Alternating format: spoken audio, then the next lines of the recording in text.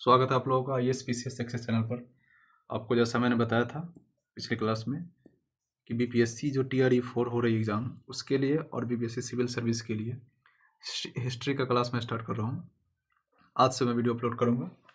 1-2 दिन का गैप लूँगा क्योंकि थोड़ा उसका PDF बनाने में समय लगता है, और जो भी हिस्ट्री का जो भी कन्फ्यूजन वाले MCQ है और टॉपिक है सारे मैं क्लियर कर दूँगा। पहले मैं टॉपिक पढ़ाऊँगा, फिर उससे आधारित MCQ दूँगा।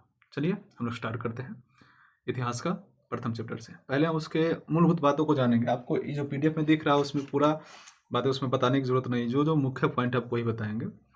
इतिहास यदि हम पढ़ते हैं तो इतिहास में सबसे पहले जानकारी होती है कि इसको भारतीय जो इतिहास को समझने के लिए हम 3 पार्ट में बांट दिए हैं। ठीक, पहला है प्राग ऐतिहासिक, दूसरा आद्य ऐतिहासिक और तीसरा ऐतिहासिक। देखिए, प्राग ऐतिहासिक काल उसको कहते हैं जिस काल में मनुष्य का विकास तो हुआ था, लेकिन उस समय कोई लिखित जानकारी नहीं मिलती, कोई इतिहास डेवलप नहीं हुआ था, कोई लिखने की कला नहीं डेवलप हुई थी, मनुष्य पूर्ण रूप से सभ्य नहीं थे, सिर्फ रह रहे थे, खा रहे थे, बस हो रहे थे। लेकिन उसकी जानकारी हमें सिर्फ उत्खनन से मिलती है।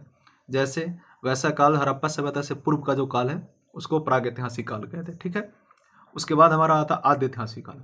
आद्य ऐतिहासिक काल में यदि हम आएंगे तो वो ऐसा काल होता है जहाँ पर मनुष्य सब कुछ डेवलप है, उसका जो है एजुकेशन डेवलप है, कला डेवलप है, व्यवसाय डेवलप है, हर चीज़ डेवलप है, लेकिन उसकी जो लिपि है वो लिपि हम अब तक पढ़ नहीं पाए हैं, इसीलिए उसको आद्य ऐतिहासिक काल में रखते हैं। जैसे हड़प्पा सभ्यता की लिपि आज तक नहीं पढ़े हैं, वहाँ की जो कटीली लिपि है, कटीली लिपि और कोई इसको लिपि कहते हैं, हम आज तक उसको पढ़ नहीं पाए हैं। जानकारी तो लेते हैं उसके स्रोत से, लेकिन पढ़ नहीं पाए हैं।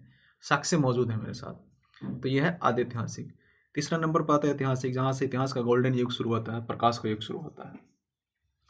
यह होता है शुरू 600 ईसा पूर्व से अब तक का जो इतिहास रहा है, क्योंकि यहाँ से सभी साक्ष्य मिलते हैं।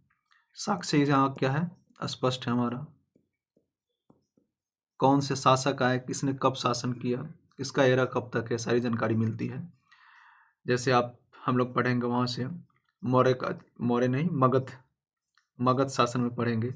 हर्यक वंश था, उससे पहले भी जो घटोत्कच वंश था, फिर मौर्य आया, बहुत सारे वंश आते गए। तो ये हमारा ऐतिहासिक काल हो गया। ठीक है, ये हमारा मूलभूत जानकारी थी। अब हम ऐसे आएंगे कि इसमें क्या क्या पढ़ना पड़ेगा हमें। तो मूलभूत इतिहास की जानकारी कहाँ से मिलती है, पहले ये जान ले। इतिहास की जानकारी के लिए मुख्य चीज़ कभी आपको पूछा जा सकता है, ऐसे मूर्ति कला हो गया, चित्रकला, सिक्का, भवन, स्मारक, अभिलेख, यात्री का विवरण हो गया, स्रोत, धार्मिक स्रोत का जो भी विवरण हो गया, उससे मिलती है जानकारी। ठीक है, तो इससे संबंधित कुछ बातें कर लेते हैं। साहित्यिक स्रोत में आ जाएंगे तो धार्मिक ग्रंथ हो गया जो बताया, विदेशियों का विवरण है। तो हम लोग अभिलेख के बारे में जानकारी करते हैं, जैसे जैसे पार्ट बाई पार्ट बांट के पढ़ाएंगे सभी का अलग अलग करके। ठीक है, अभिलेख की जानकारी ये लेनी, याद रखें सबसे पहले कि भारत में यदि अभिलेख लिखने की कला स्टार्ट की है तो ग्रेटा अशोक ने किया। ठीक है, महान सम्राट अशोक ने किया है। थोड़ा पेन स्पष्ट तरीके से नहीं चल रहा है। अशोका ने क्या किया था, भारत में अभिलेख लिखने की कला प्रारंभ की थी। इससे पहले किसी की अभिलेख नहीं मिली। ठीक है, और इसकी अभिलेख जो लिखी गई है मूल रूप से जो है प्राकृत भाषा में या अर्धमागधी भाषा में लिखा गया, मतलब जहाँ रहते थे वहीं की भाषा में लिखा गया। इसके लिपि में आपको याद करनी होगी कि क्या रखना है। अशोक के लिपि जो लेख है वो ब्राह्मी लिपि में है, और सॉरी ब्राह्मी लिपि नहीं, 4 लिपि है उसमें प्रयोग किया गया, ब्राह्मी लिपि, खरोष्टी लिपि, अरमाइक लिपि, ग्रीक लिपि। भारत में है वो किया गया है ब्राह्मी लिपि का प्रयोग उसमें। ठीक, पाकिस्तान में खरोष्टी लिपि के जो उर्दू क्षेत्र में, अरमाइक और ग्रीक लिपि जो अफगानिस्तान के क्षेत्र में पाया गया उस क्षेत्र में किया गया। 4 लिपि का प्रयोग किया गया, भाषा लेकिन अर्धमागधी यानी प्राकृत भाषा जो लोकल लैंग्वेज है। अशोक के जो भी लेख है उसको लिखने वाले लेखक जो कारीगर थे, चापर थे। इसकी खोज सबसे पहले की थी पी पैंथलर ने, और इनको पढ़ा था सबसे पहले जेम्स प्रिंसेप ने 1837 में पढ़ा था। याद रखिए, जेम्स प्रिंसेप ने पढ़ा था और खोज किया था पी पैंथलर ने। आपको ये बस याद रख लीजिए, एग्जाम में इसी से क्वेश्चन आ जाएंगे। ठीक है, लिपि के बारे में जानते हैं। ब्राह्मी लिपि जो है बाएं से दाएं लिखा जाता है और खरोष्टी दाएं से बाएं लिखी जाती है। इसमें प्रमुख अभिलेख है जिसके बारे में चर्चा कर लेते हैं, जो अशोक का नहीं किसी और शासक का है। अशोक के आय में तो अशोक का पूरा चर्चा करेंगे। एक बोगसगोई अभिलेख है। ठीक है, इसको एशिया माइनर अभिलेख किया जाता है। क्यों ये महत्वपूर्ण है कि इसमें संधि पत्र के बारे में चर्चा किया गया। इसे संधि पत्र अभिलेख भी कहते हैं, एशिया माइनर अभिलेख भी कहते हैं। उस देगा किस शासक से संबंधित है, किससे, तो ये आर्यों से संबंधित है। ठीक ना, इससे यह स्पष्ट होता है कि आर्य मध्य एशिया से चलकर भारत आए थे, ये जानकारी दी थी इसमें। ठीक है, बरोबर है।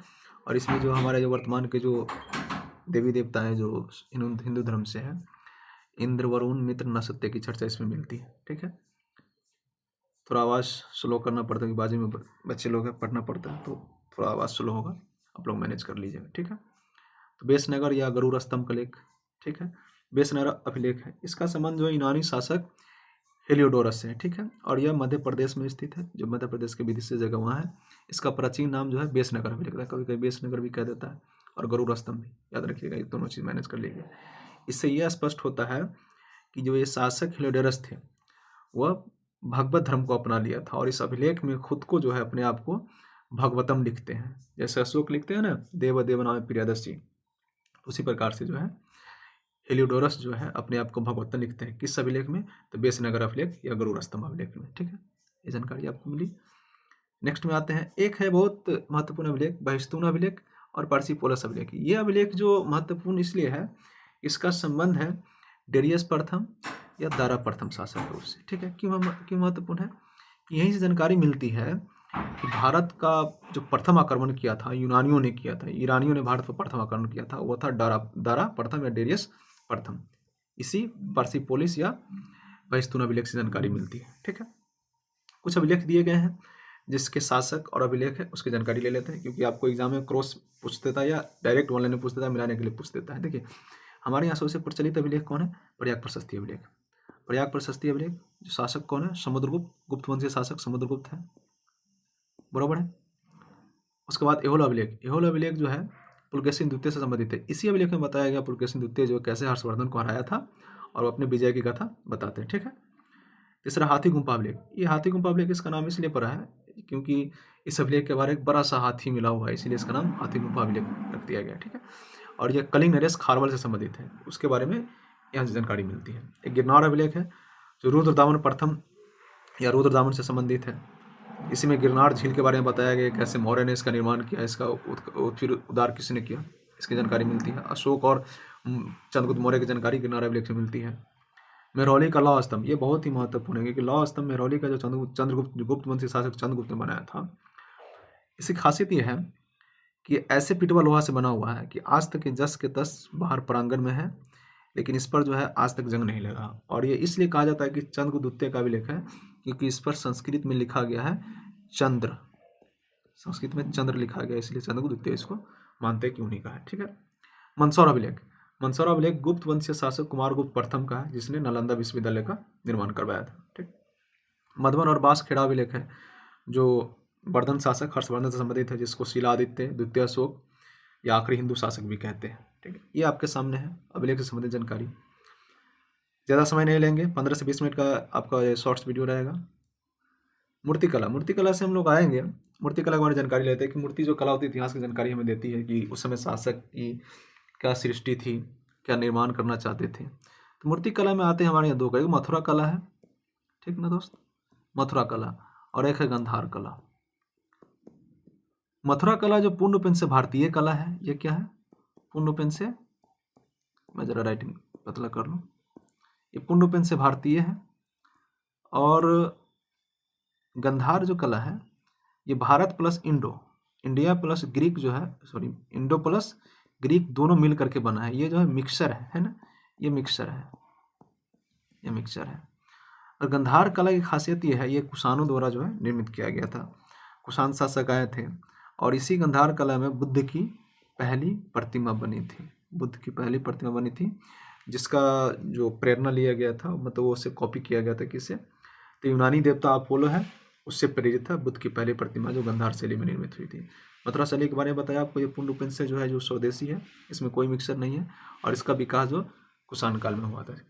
चित्रकला के बारे में जानेंगे तो प्राचीन काल में जो चित्रकला हमें जो या आदिवासी कहते या बंजारा जो कहते थे, जो घुमंतू भोटिया हम लोग जो मतलब पूर्वज थे, गुफा वगैरह में रहते थे, तो उस समय के शासक गुफाओं में कुछ कलाएं जो निर्मित की है या लोग निर्मित किया, शासक निर्मित किया है, वही बनवाए थे। तो उसी में एक अजंता की गुफा, अजंता की गुफा स्थिति पहले देख ली, महाराष्ट्र में है।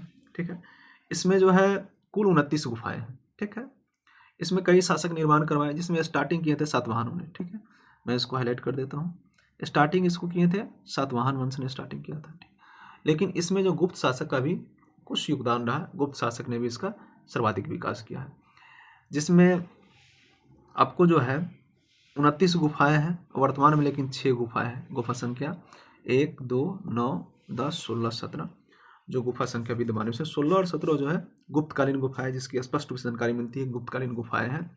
और ये जो चित्रकला है, जो कलाएं हैं, बौद्ध धर्म की जो महायान शाखा से संबंधित है। बौद्ध में महायान हीनयान शाखा आता है, वो है बौद्ध धर्म की महायान शाखा से संबंधित है। और जातक जो एक किताब है उसकी कथाओं पर आधारित है। पूछ सकता है कि अजंता की गुफा किस किताब की कथाओं पर आधारित है, तो जातक पर।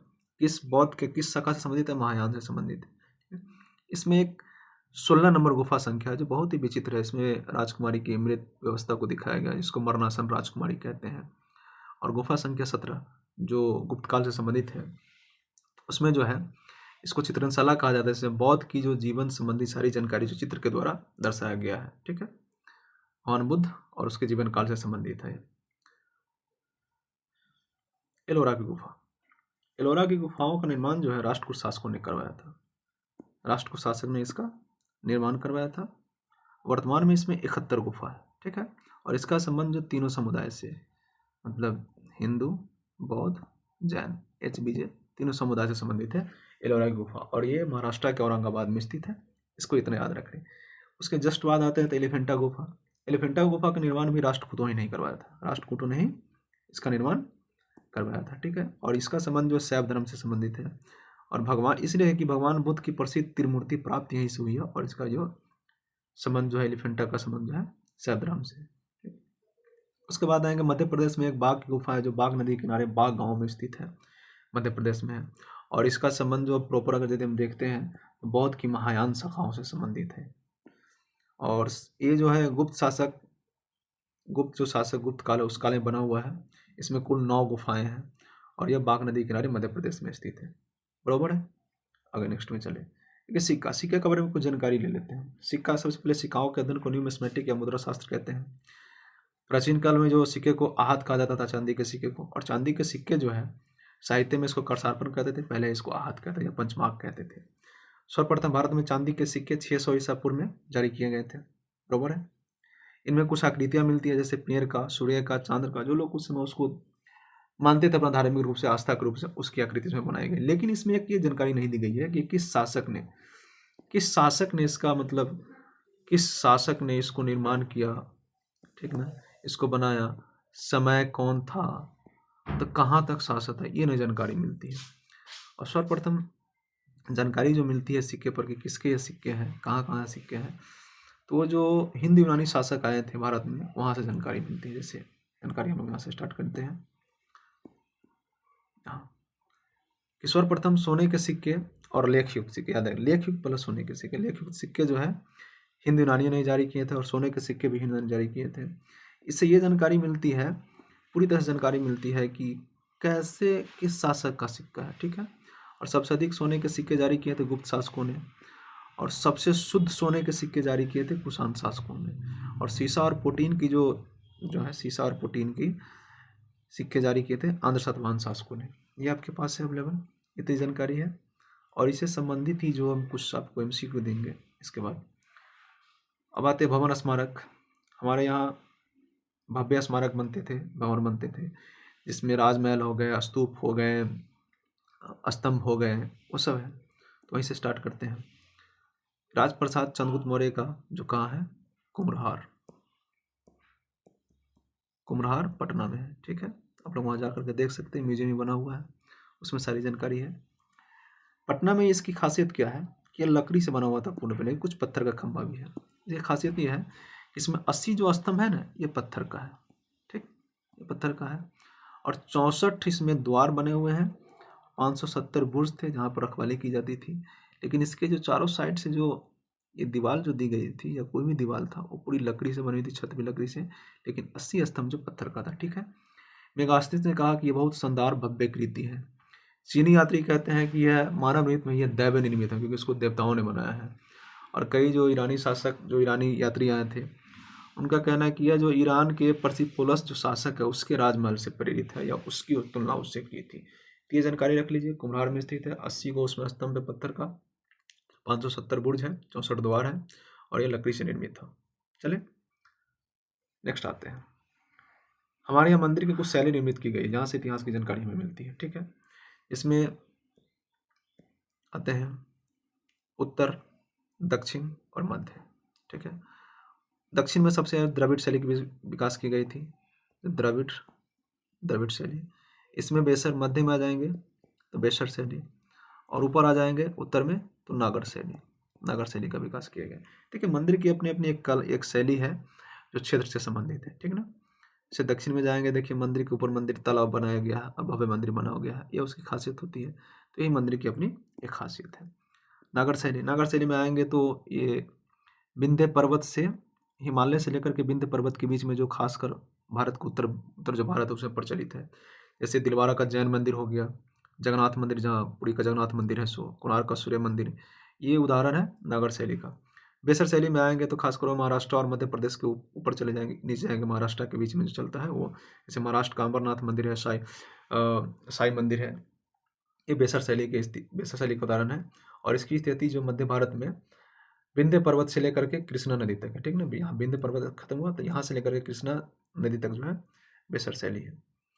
द्रविड़ शैली, द्रविड़ शैली जो कृष्णा नदी से कन्याकुमारी के बीच में स्थित है, और मूल रूप से यहाँ देखिएगा मंदिर का ऐसे भव्य बना रहता है, इसमें ऐसे रहता है, कई इसमें गोपुरम रहेगा, द्वार रहेगा, और यहाँ है मंदिर बना देगा। ठीक है, और फिर मंदिर के अंदर एक प्रांगण रहेगा। ठीक, इसके बाहर एक और सा बड़ा सा इसका बाउंड्री रहेगा, और ये बीच में बहुत सारे जगह रहते हैं, और ये भव्यता है दक्षिण भारत की जो द्रविड़ शैली की मंदिर की। जो भी मंदिर देखिए जो पुराने काल में द्रविड़ शैली में बना हुआ है उसका यही है। बहुत चक्का रह जाता है इंसान देख करके आखिर क्या है। जैसे मदुराई का मंदिर देख लीजिए,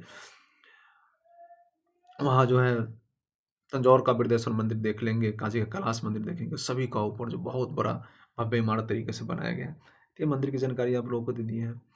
और इससे आगे चलेंगे, कुछ बौद्ध जो विद्यालय जो बने थे, बिहार जो कहते थे, जैसे तक्षशिला विश्वविद्यालय, तक्षशिला विश्वविद्यालय तक्षशिला में स्थित है। इसका निर्माण जो है राजा तक्ष ने करवाया था, और उस समय वहाँ जो प्रोफेसर थे चाणक्य थे। ठीक है, नालंदा विश्वविद्यालय, यह भारत का प्रथम है। वैसे पुरातन भारत में तो तक्षशिला था, लेकिन भारत का प्रथम यह सबसे प्राचीन है। गुप्त शासक कुमार गुप्त ने इसका निर्माण करवाया था, और बौद्ध धर्म के शिक्षा दीक्षा यहाँ दी जाती थी। उससे सेकंड पुराना आता है विक्रमशिला विश्वविद्यालय जो भागलपुर में स्थित है, अभी भी उसका अवशेष आप जाकर वहाँ देख सकते हैं। इसका निर्माण पाल शासक धर्मपाल ने किया था। इन दोनों विश्वविद्यालयों का विनाश जो है तुर्क आतताई जो तुर्क थे, उसको आक्रमणकारी जो थे बख्तियार खलजी ने इसका डिस्ट्रॉय किया था। बराबर, स्तूप के बारे में थोड़ी जानकारी ले लेते हैं। स्तूप क्या कहता है? स्तूप जो सबसे पहले स्तूप की आकृति बना दें, स्तूप ऐसा होता है। ठीक, इसमें ऊपर और बना रहता है, इसमें जो भगवान बुद्ध की जो अवशेष है वो रखा जाता है। श्रुतियों के अनुसार ये कहा जाता है कि महान सम्राट अशोक ने 84,000 स्तूप निर्माण करवाए थे भगवान बुद्ध के अवशेष को जो पहली बार बनाया गया था, उसमें आठ आठ भाग में बांट करके जो सारे जो स्तूप बनाए गए थे भगवान बुद्ध के अवशेष रखे गए थे। और कहा जाता है कुषाण शासक पुष्यमित्र सिंह ने इसको ध्वस्त कर दिया। जैसे इसमें से कुछ प्रमाण अभी भी मिलते हैं। बिहार में केसरिया स्तूप है जो विश्व का सबसे ऊंचा स्तूप है, ईंट का बना हुआ और बहुत पत्थर का बना हुआ है। विश्व शांति स्तूप जापान सरकार की मदद से बना हुआ है जो राजगीर में स्थित है। सारनाथ का स्तूप आप देखेंगे चंपारण में है। सारनाथ का स्तूप मध्य प्रदेश में, सारनाथ का स्तूप जो है मध्य प्रदेश में आप देखेंगे। ठीक, अरेकमेडू एक जगह है जहाँ से रोमन सिक्के ज़्यादा मिले हैं। रोमन सिक्के मिलने का प्रमाण ये बताता है कि भारत का जो रोम से बहुत ज़्यादा व्यापार होता था, भारत का रोम से व्यापार होता था, साक्षी मिला है। साहित्यिक स्रोत आएंगे, साहित्य स्रोत को हम दो भाग में बांट देते हैं। ठीक है, ये साहित्य जो स्रोत आ गया आपका, साहित्य स्रोत को हम फिर अगली कक्षा में लेंगे, उसका पूरा करेंगे। जब तक जो हम ये पढ़ाए हैं उसका आपका MCQ दे देंगे, आप उसको MCQ लगाइएगा। इसके बाद जस्ट MCQ का वीडियो अपलोड कर देंगे और उसे बताइएगा। ये जो थोड़ा ऐतिहासिक स्रोत वाला चैप्टर है जो थोड़ा वैसे लेजी टाइप का लगता रहता है, और जो भी है आपको इसका प्रोवाइड कर दिया जाएगा, और जो भी क्वेश्चन जो पूछे जाते हैं BPSC में उससे संबंधित सारी जानकारी आपको दे दी जाएगी। MCQ अपलोड कर दिया जाएगा, आप लोग उसको बनाइए और पढ़िए। ठीक है।